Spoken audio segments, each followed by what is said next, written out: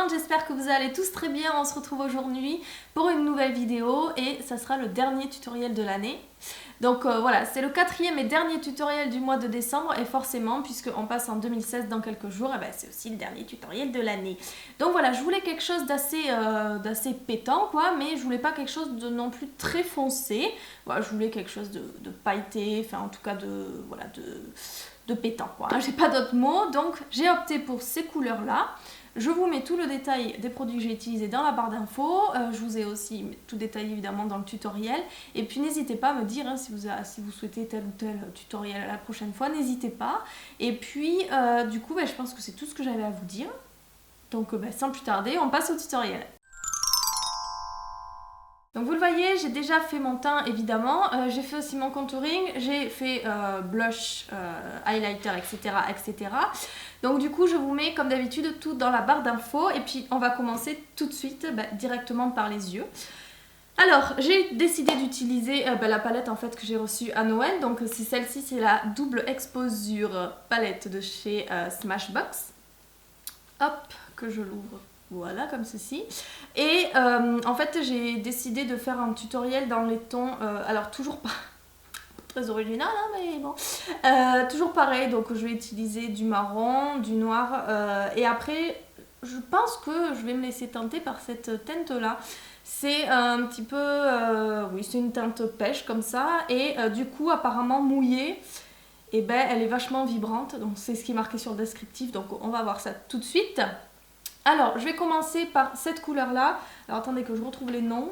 C'est Espresso. Oh, oui. Bon, du coup, voilà, c'est un marron, clairement. Et je vais l'appliquer sur tout le creux. Donc, comme d'habitude, je prends toujours mon petit pinceau rose. C'est celui-ci. Et c'est le...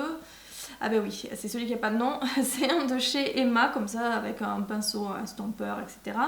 D'ailleurs, je vous les conseille pas trop, ils sont très doux mais ils vieillissent assez mal, enfin je sais pas si vous voyez, mais du coup ils commencent à s'aplatir un petit peu, alors que voilà, ça fait pas non plus 15 ans que je l'ai, donc voilà, un petit peu, bon je l'ai pas payé cher, mais voilà, clairement, bon, c'est pas un truc qu'on garde des années. Donc Espresso que je mets dans toute la paupière, alors là j'ai mouillé aucun de mes pinceaux pour l'instant, je vais le mouiller vraiment que pour celui de la fin. Donc là, pinceau sec, espresso, et puis on applique dans le creux et on estompe en remontant vers le sourcil. Après, avec le pinceau, toujours le même, de chez Sigma, il me semble que c'est le E40. Toujours le même que j'utilise dans mes vidéos pour estomper. Hop, on enlève un peu les bordures qui peuvent être un petit peu trop marquées. Voilà. Ensuite, je vais venir appliquer mon fard justement mouillé. Donc j'ai utilisé, en fait j'utilise carrément le pinceau de la palette. Donc vous avez un pinceau, un bord, enfin je vais y arriver, une forme biseautée comme ça en haut et après c'est un petit pinceau plat comme ça. Et donc ils décrivent sur la boîte que ce petit bout là il absorbe parfaitement bien l'eau pour ne pas inonder le fard à paupières et pour pouvoir bien le faire ressortir. Donc du coup c'est celui que j'utilise. Et je vais utiliser donc la couleur, c'est Quartz. Ouais, c'est celle-ci, c'est ce que je vous disais, hein, c'est le petit pêche comme ça.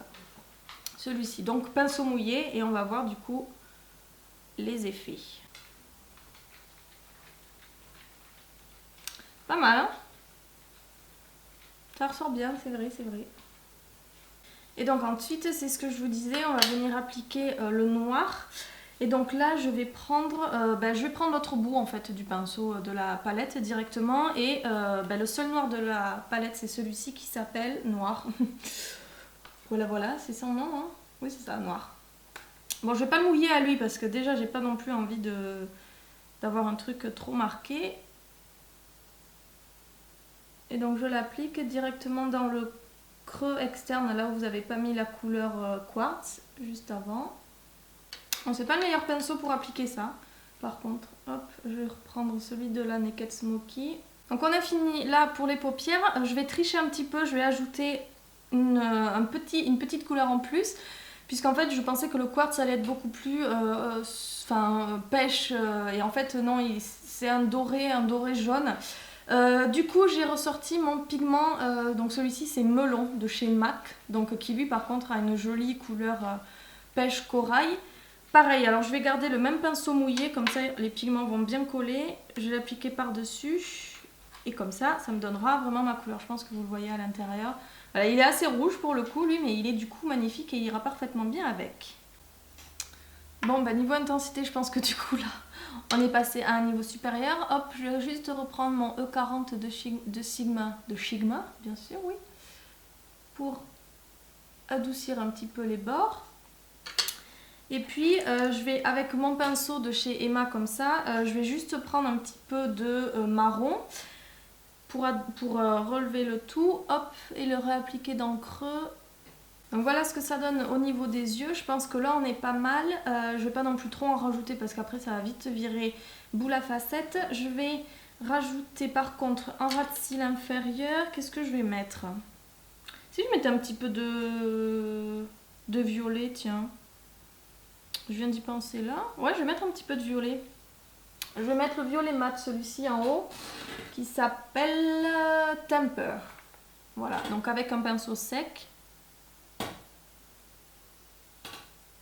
Je vais reprendre mon E40, je vais juste estomper en dessous. Hop. Voilà. Et c'est tout au niveau des yeux. Bah écoutez, je pense qu'on est pas mal. Je vais ressortir mes faux cils, hein, chose absolument incroyable, puisque en 2 mois, enfin dans un mois, 2 tutoriels où je mets des faux cils. Donc voilà, je pense que j'en mettrai pas du tout en 2016 du coup. Non, je rigole. Je recourbe un petit peu mes cils, je vais passer une petite couche de mascara, puis après on viendra appliquer les faux cils. Je mets pas d'eyeliner puisque j'ai pas envie que ça gâche non plus tout le pigment de MAC. Donc là mon recourbe cils, toujours pareil de chez Sephora, et le mascara j'ai ressorti, c'est le Colossal Go Extreme de chez Maybelline. Donc là sans base ni rien, c'est juste pour recourber un petit peu les cils. Mes petits faux cils, je ressors mes 100 demi de chez Ardell et ma colle duo en blanche, enfin en transparente. Donc on va terminer évidemment par les lèvres, hein, puisque c'est le plus important. Alors j'ai cherché une couleur qui aille avec ce maquillage là. Et en fait j'étais partagée entre le nude ou le foncé ou ce genre de choses. Et puis du coup en fait c'est mon amour qui a tranché, donc je vais partir sur des lèvres un peu plus foncées que nude. Je vais pas faire quelque chose de bordeaux, de très très très foncé comme le Wicked ou comme le LAX de chez Colourpop ou ce genre de choses, comme j'ai fait d'ailleurs dans ma vidéo, dans mon tutoriel le 2 je crois, où j'avais fait 2 versions. Ça va être un petit peu plus clair, donc j'ai pris le crayon à lèvres de chez MAC, donc le Burgundy comme ça, et j'ai pris le Elari de chez Colourpop en lipstick, et je pense que les deux vont faire une belle association. Donc voilà ce que ça donne au niveau des lèvres. C'est un petit peu plus clair que ce que j'avais utilisé la dernière fois. En tout cas, c'est moins mat puisqu'évidemment ce n'est pas un rouge à lèvres liquide. Mais voilà, l'association de ces deux finalement fonctionne assez bien. Je suis assez contente. Donc voilà, le tutoriel est terminé. J'espère que ça vous a plu. Voilà, j'avais pas forcément envie de partir dans le smoky ou ce genre de choses. Mais je voulais quand même quelque chose qui pète, hein, clairement, pour le premier de l'an. Donc voilà, j'espère que ce dernier look de l'année 2015 vous plaît. N'hésitez pas à me laisser en commentaire si vous souhaitez tel ou tel genre de vidéo. Du coup, écoutez, on est mardi, donc je vais vous souhaiter en tout cas de passer un très bon premier de l'an. Faites attention surtout sur les routes ou ce genre de choses, peu importe. Faites bien attention à vous. Fêtez bien ça quand même puisque c'est important. Et donc nous, on se retrouve l'année prochaine, du coup samedi pour une nouvelle vidéo. Bye bye.